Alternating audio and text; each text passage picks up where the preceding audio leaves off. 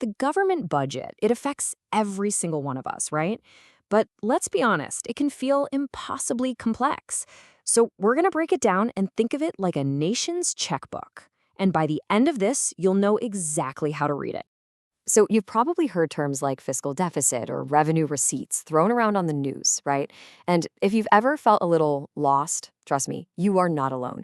It totally sounds like a secret language. But here's the good news. We're about to crack the code. So let's start with the absolute basics. Okay, so what is a government budget, really? At its heart, it's just a plan. It's an annual statement that basically says, here's all the money we think we're going to get this year, and here's exactly how we plan to spend it. That's it. It's the government's financial game plan for the whole year. And, the best way to get your head around this is to compare it to something we all deal with, our own household budget. Think about it. You've got your income, probably from a salary. The government, their income is from taxes. You spend your money on things like rent and groceries. The government spends theirs on public services, infrastructure, you name it. It's really the exact same idea, just, on a massive national scale. All right, to really understand this whole thing, we've got to follow the money. So let's start with part one. Where does the money actually come from? In all that budget jargon, this is what they call the government's receipts. Okay, so the government's income, or its receipts, it all breaks down into two main buckets. First, you've got revenue receipts. The easiest way to think about this is like the government's regular, steady salary. Then there are capital receipts. Now, this is totally different. This is more like taking out a loan or selling something you own. It's a one-time injection of cash, but it either creates debt or it reduces your assets.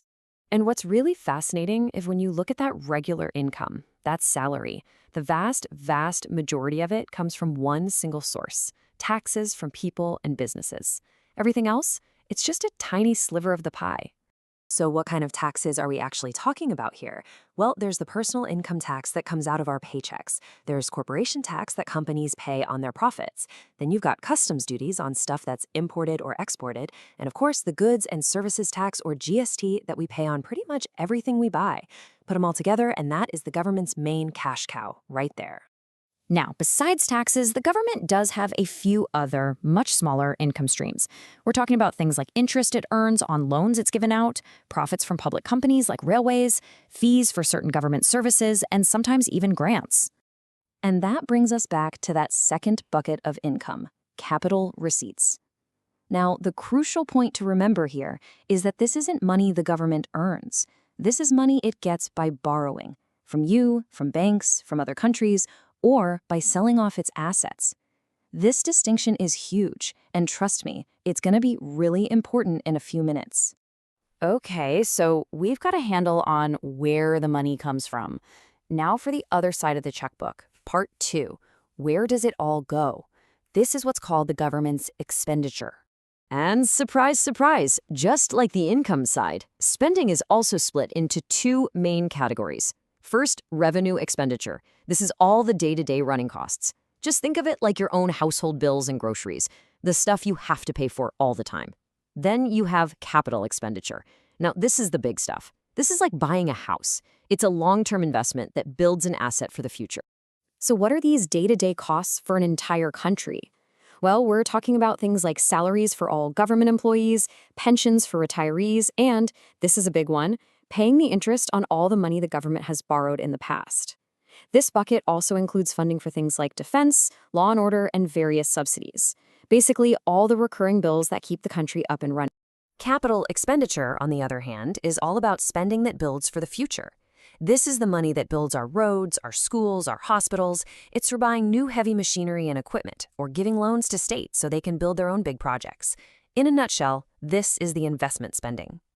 All right, so we've got money coming in, receipts, and money going out, expenditure. Now in part three, we're going to put it all together and see the bottom line. And when we do that, there are really only three ways it can shake out. First up, you could have a balanced budget. This is the simplest one. Total money in equals total money out. The government spent exactly what it earned, nice and tidy. Second possibility, a surplus budget. This is when your receipts, your income, are greater than your expenditures. In other words, the government actually earned more than it spent. Cha-ching, money left over. And third, and this is the one you hear about most often, a deficit budget. This is when total spending is greater than total income. The government has a shortfall, a gap that has to be filled. And yeah, that usually means borrowing. And that whole idea of borrowing brings us to our final and maybe most important section. Why does any of this actually matter? I mean, why do we hear about deficits on the news all the time? Let's decode what it all really means for us. Now, it's important to know that a deficit isn't automatically a bad thing. Actually, a lot of economists will tell you that running a deficit can be a good tool to help fight a recession by pumping more money into the economy. And on the flip side, running a surplus can help cool things down if inflation is getting too high. It's kind of like a balancing act. Okay, so when you hear someone on the news say the deficit, 9 times out of 10, they're talking about the fiscal deficit. This is the big one. And here's the key takeaway. All it is the total amount of money the government needs to borrow in a single year to cover all its expenses. But having a high fiscal deficit year after year, that comes with some pretty serious risks. You can get into what's called a debt trap, where you have to keep borrowing new money just to pay the interest on your old debts. It also puts a huge financial burden on future generations. I mean, someone's got to pay it back, right? And it can even lead to inflation, which means higher prices for all of us. So to get an even clearer picture of what's going on, economists use this really smart metric called the primary deficit. Here's how it works. You take that main fiscal deficit number and you subtract all the interest payments on old loans. What you're left with is the amount the government is borrowing just for this year's new spending, without all the baggage from the past.